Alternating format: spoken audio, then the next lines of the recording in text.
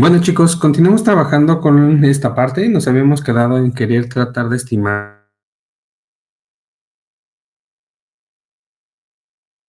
lo tenemos aquí a la izquierda. Consigo definir sobre la imagen de un rectángulo para una función G2, que en este caso le hemos pedido básicamente que cumpla todo lo que hemos necesitado hasta el momento, que básicamente es que la función sea derivable y que su derivada sea continua, o sea, que sea una función de clase C1.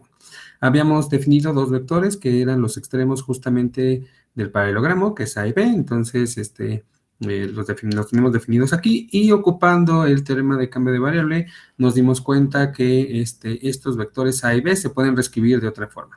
Los necesitamos, bueno, de esta forma como lo ven en pantalla, utilizando las parciales de las respectivas funciones coordenadas. Esta parte la necesitamos porque al final recuerden que como nosotros queremos calcular el determinante del paralelogramo que se forma con estos dos, entonces es necesario tener las coordenadas para poder hacer las respectivas operaciones. Entonces ya para la siguiente parte, vamos a hacerlo aquí abajo, vamos a ver qué nos quedaría cuando nosotros tratamos de estimar el área de justamente este paralelogramo, ¿no? Del que está generado por decía yo, el vector A y el vector B. Entonces, según esto, o lo que habíamos quedado hace un momento, bueno, en el video pasado, habíamos quedado que el área del paralelogramo que se estaba formando por estos vectores llamado A y el vector llamado B, ¿no? El área de este pequeño paralelogramo, nosotros habíamos quedado que se calculaba mediante el determinante, bueno, el valor absoluto, en este caso, por caso de que quería llegar a quedar negativo, el determinante formado por el vector A y el vector B, que aquí no lo puse, pero lo voy a poner. ¿De acuerdo? B era el otro puntito de aquí, bueno, el otro vector de ahí. Entonces, vamos a hacer las cuentitas. Según lo que tenemos que hacer, pues aquí nos quedaría, o que tendríamos las operaciones que tendríamos que hacer, es justamente escribir estos dos, ¿no? Tendríamos que escribir estas coordenadas y formar la matriz que tiene justamente estas entradas. ¿Vale? Entonces, lo voy a escribir. Yo creo que sí me alcanza el espacio, ya no. Yo creo que en esta parte ya no me alcanza el espacio. Voy a pasar a la siguiente página, pero bueno. Déjenme ponerla. Vamos a ponerle un fondo. Entonces ya, esta parte yo creo que sí ya me la puedo saltar, si ustedes me lo permiten así, porque aunque de todos modos las notas van a estar, para no estar saltando de hoja en otra, entonces nos quedaría que esto es lo mismo que la siguiente cuentita. A ver si me queda. Entonces nos quedaría, bueno, lo voy a escribir para hacer todas las operaciones. En la primera parte nos había quedado la parcial de G1 respecto de X. Aquí teníamos el que llamábamos, me parece que era Φ1, no, Z1, Y0, ¿vale? Era Z1 con Y0. Y aquí multiplicábamos por H. Acá nos quedaba la parcial de G1 con respecto de la misma X, porque la que se movía era esta. Aquí estaba la Z2, la Y0 se mantenía fija, también se multiplicaba por H. El segundo renglón era la parcial de G2 con respecto de la Y, nada más que ahora la X0 se mantenía fija y aquí definíamos Φ1 y se multiplicaba por K. Al mismo tiempo, aquí teníamos la parcial de Φ2, de G2 con respecto también de la Y. Nada más que aquí, por ejemplo, también al igual que en el pasado, la X0 se mantenía fija, encontrábamos un Φ2 y este se multiplicaba de vuelta por H. Entonces, tomen en cuenta que para esta parte estamos tratando de estimar su determinante. ¿De acuerdo? Antes de hacer esto, observen que al final podemos, ¿cómo mencionarlo? Podemos tomar en cuenta que aquí tenemos cuatro diferentes valores, o cuatro diferentes puntos que mencionaba hace un momento. Cada uno de ellos vive en el rectangulito que se me está formando en la partición. Bueno, no la partición, perdón. En el rectángulo que yo tengo en la parte, en mi rectángulo, ¿de acuerdo?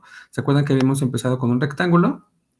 Y entonces estos cuatro puntos que aquí señalé en verde, todos ellos viven, bueno, de hecho los dos viven aquí y dos viven acá, como lo señalábamos hace un momento.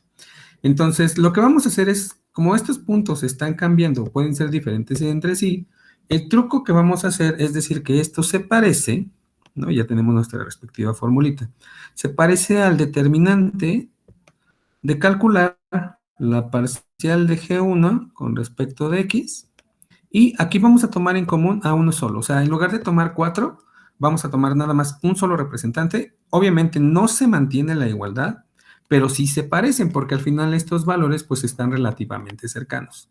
Y habíamos quedado que la G1 y G2 o la función G era continua, entonces podemos tomarlos de ese modo. Y entonces voy a tomar el representante Z1, Phi1 como el de todos, ¿de acuerdo? Pero bueno, esto es arbitrario, puede haber tomado cualquier otra. Lo importante es que se mantenga idéntico en todos los valores, ¿de acuerdo? Que no sean 4 distintos, que sea uno mismo en todos. Entonces, esto me quedaría, voy a volver a escribirlo todo. La parcial de G1 respecto de X. Aquí voy a escribir Z1, Y1, con H. Aquí voy a poner la parcial de G2 con respecto de Y. Aquí sería Z1 con Phi1 por K. Y la parcial de G2 con respecto de la Y es Z1 con Phi1. Es decir, nada más lo único que hice fue cambiar los representantes y que en lugar de que sean todos diferentes, que sea uno mismo. ¿De acuerdo? Y ahora sí podemos calcular nuestro determinante. Nosotros, pues, bueno, las operaciones que se tienen que hacer es multiplicar este por este y también multiplicar los respectivos términos, que serían este de aquí por este de acá. ¿De acuerdo? Tomen en cuenta también algo importante, quizás ya lo observaron. Tengo también, aparte de que ya puse todos los términos iguales, tengo 4 cosas que coinciden. Bueno, tanto en la parte de arriba tengo H y H, y en la parte de abajo tengo K y K. Entonces, cuando hagamos el respectivo determinante, pues bueno, esas multiplicaciones se van a mantener. ¿Y qué nos quedaría? En otras palabras, nos quedaría la parcial de G1 con respecto de X por la parcial de G2 con respecto de la Y, aplicadas ambas en Z1, Phi1, multiplicada por H y por K. ¿De acuerdo? Y después le tendría que restar la parcial de G1 con respecto de X por la parcial de G2 con respecto de la Y, aplicada al mismo puntito y también multiplicando a H y K. ¿De acuerdo, muchachos? Y pues bueno, nada más para ahorrar un poquito de espacio, este H y este K los podemos tomar en común y entonces nos quedaría simplemente ambos multiplicados por H y K. Algo que seguramente ya observaron y que vieron en su curso de cálculo 3 pasado. Esto tiene un nombre especial cuando estamos trabajando para una función G. Para una función G que está definida de un rectángulo que está en R2 a R2 y que hasta el momento le hemos pedido que sea de clase C1. Este numerito que está aquí tiene un nombre especial en matemáticas, bueno, lo que vieron el año pasado en cálculo. Esto se conoce como el jacobiano. Bueno, este sería el determinante. Bueno, de hecho no es el jacobiano. Este sería el determinante del jacobiano de la función g. ¿De acuerdo? Aplicado a z1, phi 1. De hecho, esta parte lo pudimos haber observado desde antes. A estas 4 coordenadas, estas 4 entradas, mejor dicho, sin la h y sin la k, se le conoce como el jacobiano.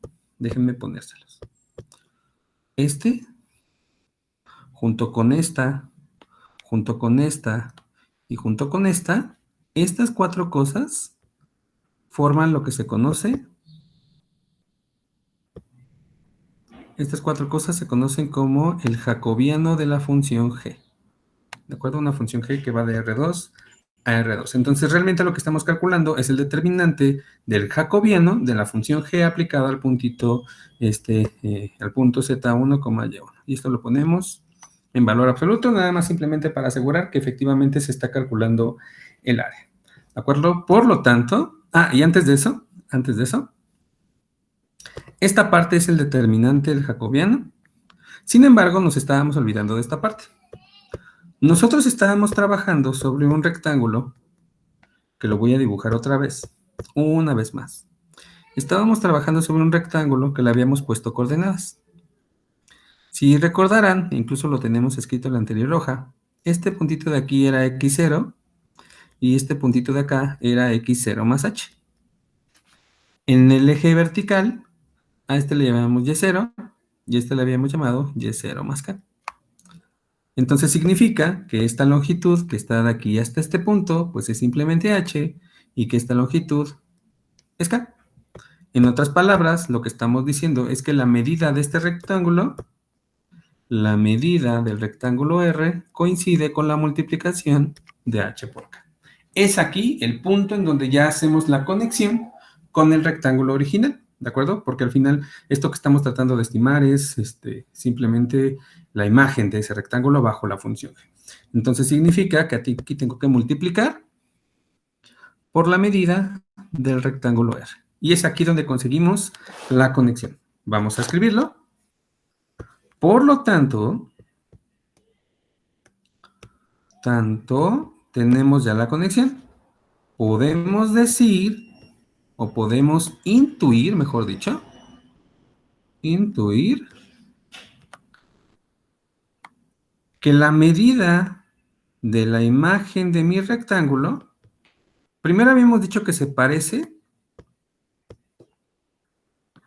a la medida o al área del paralelogramo, no es cierto, se parece, sí, se parece a la medida del paralelogramo que formamos con A y con B. Según las cuentitas que hicimos hace un momento, entonces os estamos resumiendo, esto se parece a calcular el valor absoluto del determinante del jacobiano de la función g, o de la transformación, aplicada a un puntito z1, φ1, por la medida del rectángulo correspondiente. ¿De acuerdo? Partíamos de un rectángulo, ¿sale? E íbamos, va hacia una especie de manta. Y entonces aquí está justamente nuestra conexión. ¿De acuerdo? O sea, ya podemos decir cómo es que se van a relacionar o cómo es que se relacionan las medidas de estas partes, tanto del rectángulo como la medida de su imagen. ¿Sale? Esto ya nos va a permitir hacer una pequeña observación y es aquí a partir de este punto en donde ya podemos intuir el teorema de cambio de variable, que lo vamos a escribir a continuación. ¿Sale? Primero lo voy a escribir y aquí y ahorita les explico cómo es que esto, si bien no es una demostración formal, nos ayuda a justificar o al menos predecir por qué es que el cambio de variable está funcionando. Y dice lo siguiente. Dice, sea f una función definida sobre un conjunto A de Rn a R. ¿De acuerdo? Continuo. Vamos a pedir que sea continuo. Continua. Y sea G, una función que va de un conjunto B que está de R2, no es cierto, de R2. Un conjunto B que va de Rn a Rn de clase C1. Que si se dan cuenta fue justamente lo que necesitábamos para justificar todos nuestros pasos. De clase C1 en B. ¿De acuerdo? Y a lo mejor en lugar de pedirle que sea B, necesito que sea un conjunto abierto. Clase C1 en omega. Y B, subconjunto de omega, Jordan medible, tal que la cerradura del conjunto B está contenida en omega. Entonces, si suceden las siguientes tres cosas, podemos concluir lo siguiente. Si se cumple que G es inyectiva en a lo más, si G es inyectiva,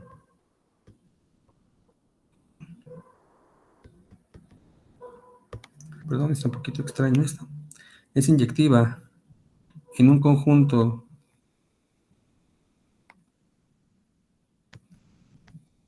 Jordan medible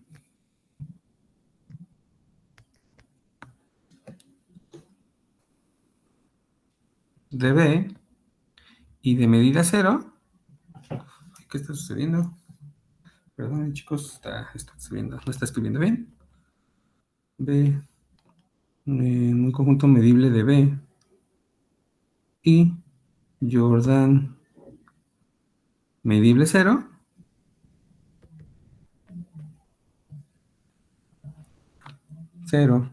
Y además, nuestra segunda condición, le pedimos, bueno, 2, todavía falta una tercera. 2. Si además el determinante del jacobiano de la función g aplicado a X es diferente de X. Es diferente de 0 para todo X en B. Y, por último, pedimos que G de B sea igual a A. Entonces, todas estas condiciones nos van a concluir o nos van a llegar a concluir. Entonces, la integral de la función f sobre la región A va a coincidir con la integral sobre la región B de f compuesta con g multiplicada por el valor absoluto del determinante del jacobiano de g.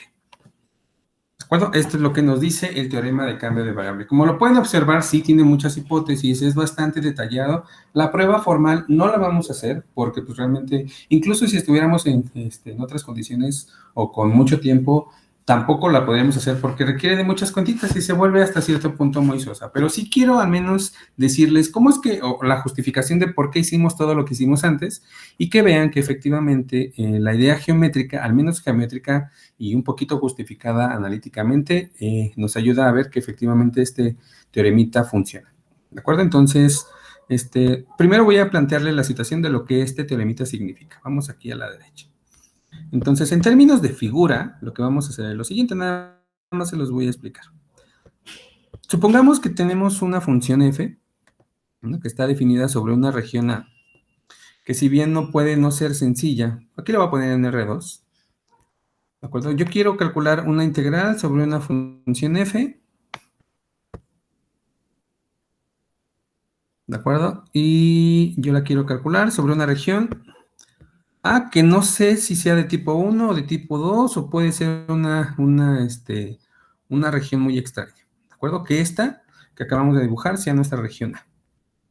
Y yo quiero calcular sobre esta región. Recuerden que al final, hasta ahorita únicamente, si bien sí hemos avanzado, solamente podemos cubrir las partes en donde la región A sea de tipo 1 o de tipo 2. Entonces yo quiero calcular, o la idea es tratar de estimar la integral sobre esta región, que si se dan cuenta, pues bueno, no es como que muy cómodo. Sin embargo, nosotros sabemos que esta función, que esta región A, se puede ver como la imagen,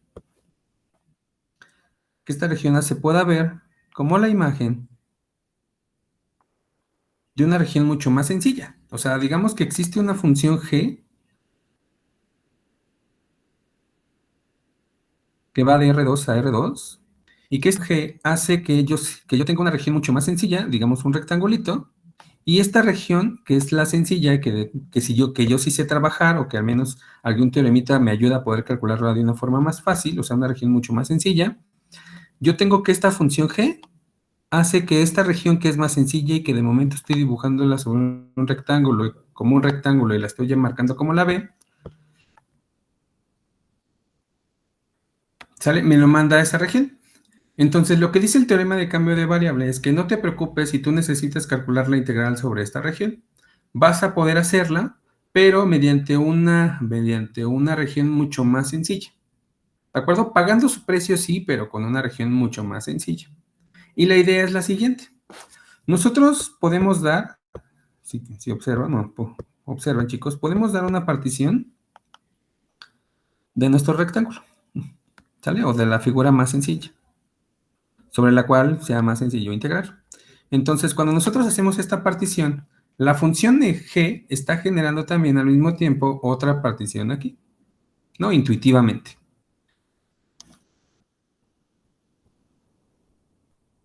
Vale, chicos, entonces nosotros queremos calcular, y para cada rectangulito, o sea, si yo tengo aquí un rectangulito R, pues bueno, esta parte de aquí sería, la imagen de ese rectangulito R. Y entonces nosotros queremos calcular originalmente la integral de la función f sobre la región A. Nosotros sabemos, por las sumas de Riemann, que fue con lo que empezamos en el video pasado, que esto se parece, voy a ponerlo así, se parece a la suma desde i o desde n igual con 1 hasta, perdón, voy a ponerle, no lo voy a poner índice, sabemos que se puede ver como una suma, en donde se está evaluando a la función en algún puntito, y se está multiplicando por la medida. En este caso, pues como no tengo rectángulos como tal aquí, tengo solamente estas regiones, estos pequeños recuadros. Y entonces estos pequeños recuadros son aquellos en los cuales yo voy a tratar de estimar la medida del respectivo rectángulo. Y entonces, por lo que hicimos hace un momento, habíamos quedado que esta medida, ¿sale? Esta medida de la imagen tiene una forma de ligarse o tiene un parecido con la medida original. Esta parte es la que vamos a ocupar ahorita. Y entonces nos está diciendo que la medida de la imagen o la medida del pedazo que tengo ahí se parece a esto. Y entonces aquí tendríamos que esto, otra vez ocupando el mismo argumento, esto se parece a la suma de la función f aplicado a xy multiplicado por el valor absoluto del determinante del jacobiano de la función g, ¿de acuerdo? Por la medida del rectángulo, perdón, por la medida del rectángulo. Donde estos muchachos, estos rectangulitos que yo tengo aquí son justamente estos de acá, o sea, ya son estos que son parte de mi rectángulo o de mi región, que es sobre la cual es más sencilla integrar. ¿De acuerdo? Por otro lado, el puntito X que aquí elegimos es un puntito que vive en esta parte. Y entonces, este puntito que vive aquí, pues debe de provenir de alguien de acá, ¿no? Este puntito se lo podemos llamar Z, ZI. ¿De acuerdo? Y este puntito, que sea el respectivo XY, y lo que estamos diciendo es que G aplicado a este ZI, pues es precisamente el XY. ¿De acuerdo? Entonces, esta parte se nos convierte en lo siguiente. Esto se convierte, o se parece, como lo quieran poner, a la suma, la F sigue igual, la XY es la imagen de algún puntito ZI, y estamos multiplicando por el determinante de la función G por la medida del rectángulo. ¿De acuerdo? Haciendo exclusión con esta parte y observando que esto lo podemos considerar como una sola función. Repito, tomando en cuenta que esto lo podríamos considerar como una sola función y estamos multiplicando por la medida del rectángulo R. Entonces, otra vez, por el primer argumento cuando estuvimos viendo, bueno, cuando platicamos acerca de Riemann, pues nos está diciendo que esto se parece a su vez a la integral de la función f compuesta con g, ¿no? Que es justamente esta parte, multiplicada por este factor, que es el valor absoluto del determinante del jacobiano de la g, y estos son los rectángulos con los cuales estaba la región más sencilla, ¿de acuerdo? O sea, estos de aquí estamos calculando una integral sobre b. Y entonces, este es un argumento, si bien faltan muchísimos detalles, este es un argumento que nos dice por qué el teorema de cambio de variable está funcionando. Posiblemente ahorita sea pantallante, pero créanme, es una herramienta muy, muy poderosa para calcular integrales mucho más complicadas sobre regiones en las cuales, si bien pueden ser de tipo 1 o de tipo 2, escribirlas es muy complicado cuando se trata bueno,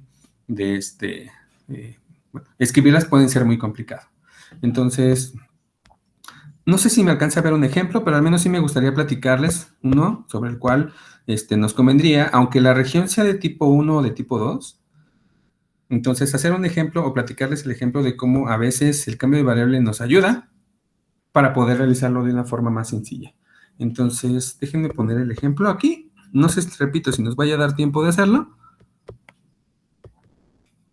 Pero bueno, al menos ahí está planteado. Y si no, pues bueno, yo creo que con Roger o con Rogelio hacen este ejemplo. Entonces, ejemplo, vamos a calcular. Déjenme ver. La integral sobre la región A de f, donde, aunque ya no tengo espacio aquí, donde f de x, y sea igual a x cuadrada más y cuadrada, y la región A sea los puntos x, y, tales que pues bueno, x al cuadrado más y cuadrada sea menor o igual que 1. ¿De acuerdo? Voy a dibujar nada más la región y vamos a hacer, vamos a ver que esta región se puede escribir como de tipo 1 o de tipo 2. ¿Sale? Y verán que la integral no queda tan bonita. ¿Sale? No la vamos a resolver, pero nada más es como veamos cómo es que la herramienta que acabamos de conseguir, que es el cambio de variable, nos va a ayudar a calcular esta integral en una forma mucho más sencilla. Entonces, si se observan ustedes, muchachos, el hecho de que yo pida que x al cuadrado más y cuadrado, cuando aparece el término x cuadrado más y cuadrado, pues ya nos hace sospechar que estamos trabajando sobre un círculo. En el momento que nosotros ponemos que es menor que 1, bueno, el 1 significa que el máximo radio será 1. Y cuando ponemos que sea menor que 1, significa que irá todo lo de adentro. Entonces significa que aquí estamos calculando una integral sobre esta región. ¿Sale? Sobre un círculo, sobre un disco. Y entonces, aunque no se puede ver como una región de tipo 1. La parte de arriba, esta parte de arriba, la podemos ver como una respectiva alfa. Ahorita vemos quién sería ese alfa. Y la parte de abajo, que lo voy a poner en otro color, la parte de abajo sería la respectiva beta. ¿No? Estaríamos dividiéndolo beta de x. Es sencillo observar que esto estamos trabajando desde menos 1 hasta 1 porque habíamos quedado que el máximo radio es justamente ese valor. Toda la circunferencia, vamos a ver quiénes serían este alfa, quién sería esta beta, vamos a ver cómo quedaría la región en caso de que no sepamos el cambio de variable. Y pues bueno, cómo quedaría la integral. No la vamos a resolver así como tal, pero vamos a ver cómo quedaría. La circunferencia, ustedes saben por geometría analítica que tiene por ecuación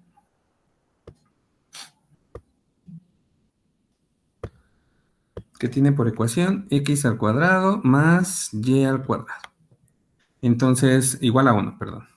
Eso significa que la parte de arriba de la circunferencia, siendo el respectivo despeje de aquí con la y, quedaría como la raíz cuadrada de 1 menos x al cuadrado. La parte positiva porque es la parte de arriba. La beta quedaría como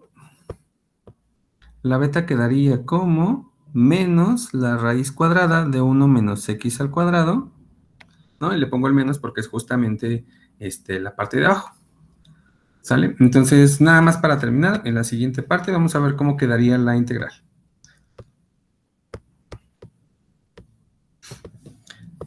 Esto implica, o esto nos dice, que la región A se puede escribir como lo siguiente. Se puede escribir como las parejas x, y, tales que la x está entre menos 1 y 1, y la y, por supuesto, está moviéndose entre la raíz cuadrada de 1 menos x al cuadrado, que sería nuestra alfa, y está por encima del negativo de justamente esta parte. ¿De acuerdo? Esto es la forma en cómo quedaría escrita la región A como de tipo 1. ¿Sale? Y de forma análoga se puede hacer como de tipo 2. ¿Sale? No lo vamos a hacer, pero bueno, ahí ustedes